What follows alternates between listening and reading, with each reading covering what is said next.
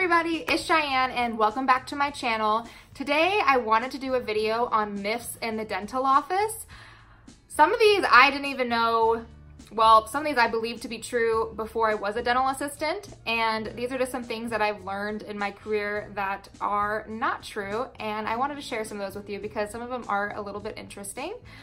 The first one, which I thought previously before being a dental assistant, I thought wisdom teeth crowded your teeth. I thought when they grew in, they pushed all your teeth forward, and that was just that, and that's why, you know, dentists recommend to get them extracted, but it's not true.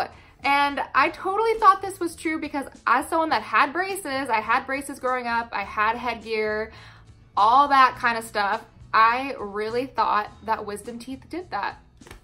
And it's 100% not true. Your wisdom teeth do not cause your other teeth to crowd. It does not push your teeth forward.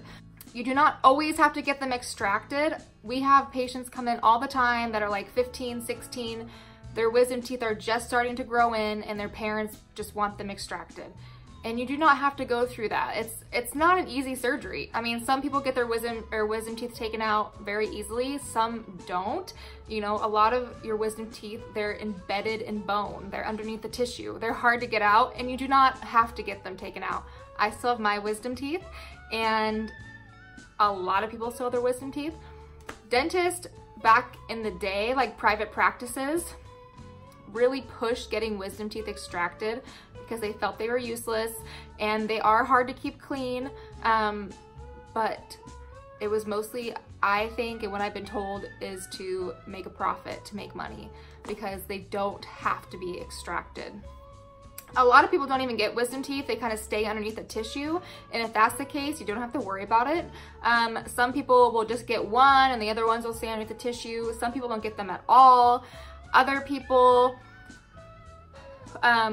they'll like come partially in, and that's when they can be a problem, but it's still manageable. And partially in means that like just the tip is out, but there's still some gum tissue covering it, like a little flap almost.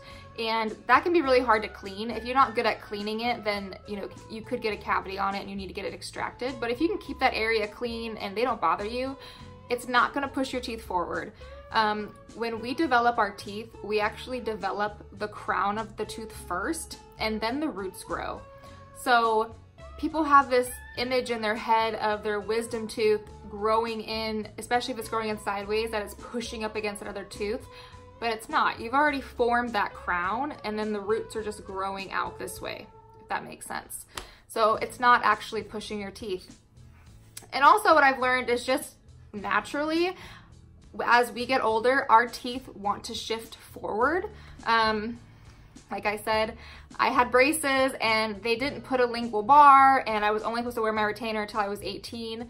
And my lower teeth have started to shift forward a little bit, and that's just natural. Everyone's teeth will shift forward as you get older. That's why a lot of people that have had ortho have the lingual bar, which is the bar between your, or behind your lower interior teeth, or they have to wear retainers. And you can do that if you don't want your teeth to shift, but it's completely natural. And your wisdom teeth are not gonna cause them to move, I promise. They're a pain in the butt to grow in and they're hard to keep clean, but you do not have to get them extracted. I personally chose to keep mine. They are hard to keep clean, and I actually did have a cavity on one that I had to get filled, but I've chosen to keep mine just in case. I've seen way too many people come in and, you know, they've lost a few molars and then they had their wisdom teeth extracted when they were younger and they don't have any extra molars. And I don't know, I feel better just having an extra set of molars just in case, because if I ever do lose a molar, the wisdom tooth will kind of gradually move forward. Your teeth naturally want to fill in any gaps that you have.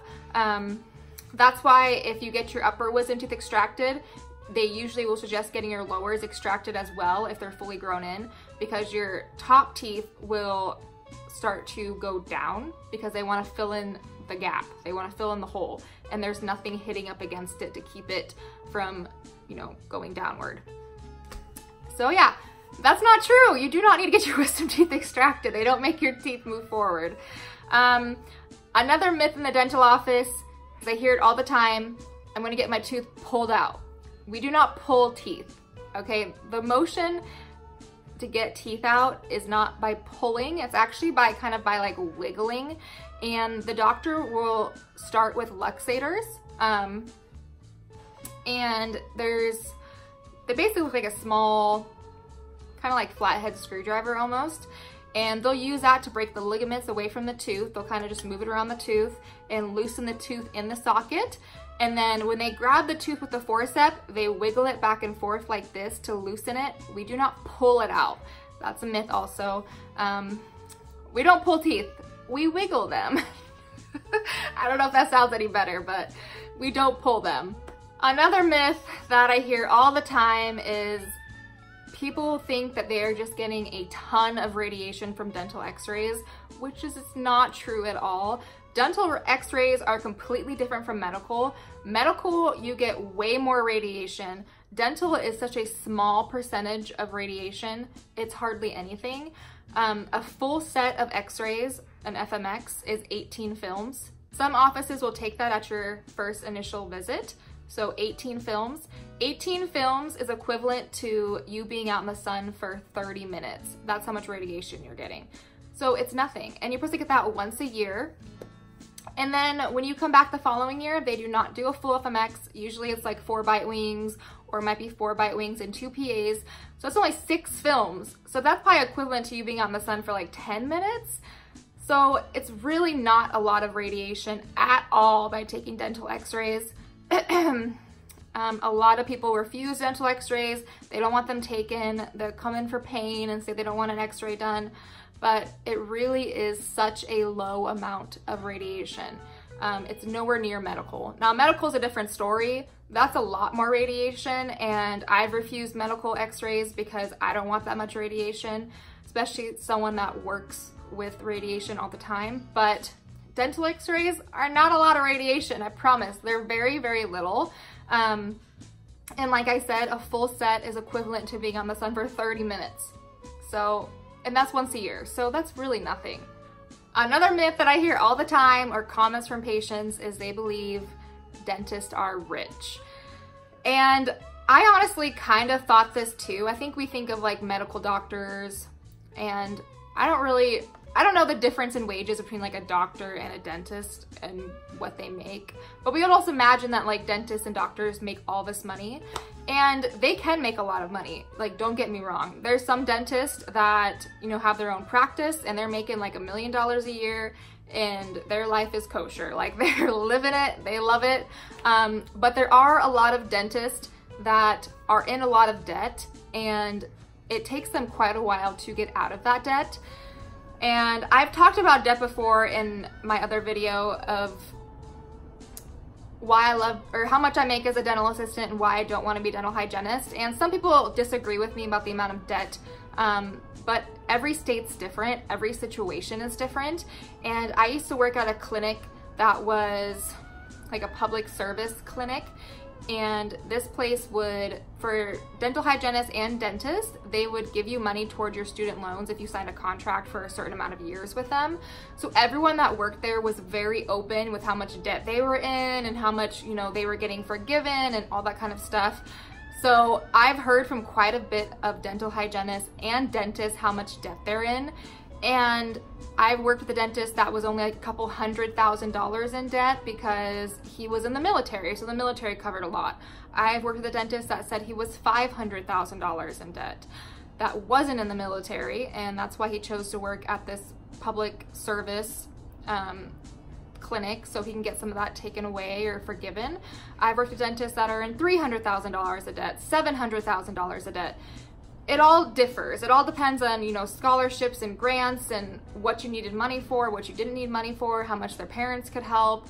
A lot of dentists are in the military because they can get a lot of that schooling paid for, or when they graduate, they go into like the National Guard or something like that to help with their debt, or just to get extra income, because they can leave with quite a bit of debt, especially if they don't go into a private practice, because coming out of school, being in that much debt and then opening a private practice isn't really realistic for a lot of dentists. You know, that costs a lot of money, and they just don't do that. So a lot of them go to clinics to try to get their student debt paid off.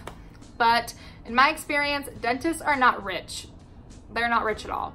I'm not saying all of them, but you know, patients will have these little comments of like, oh, the dentist's on another vacation, or oh, the dentist, what do you do, just leave in his Lamborghini? It's like, no, he's actually driving like a Toyota Corolla. He just left.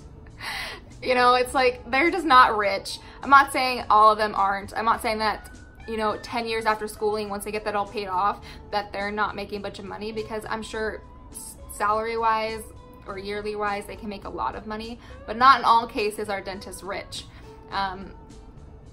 It just isn't true. Also, another myth that we've talked about a lot is a lot of people think dental assistants are in training. We're not in training, all right? I know I've mentioned this in some other videos before, but I just wanted to bring it up again because I hear it all the time. We're not in training. It's a career. We're not always training to be a dental hygienist or a dentist. No, it's a job and we're doing it. Also, another myth that I've heard, and I actually got some comments on that one video again with how much I make as a dental assistant, why I don't want to be a dental hygienist.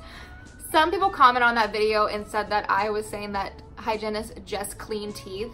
And if that's, you know, the point of view you got from that video, that's not what I was trying to say at all, because I 100% do not believe that, and I think that's another myth in the dental office. Dental hygienists do a lot more than just clean teeth. They evaluate your gum tissue and your bones. You know, they choose the proper cleaning to keep you in good oral health. You know, they do a lot more than just clean teeth, and that was not what I was trying to say. I think a dental hygienist does amazing work.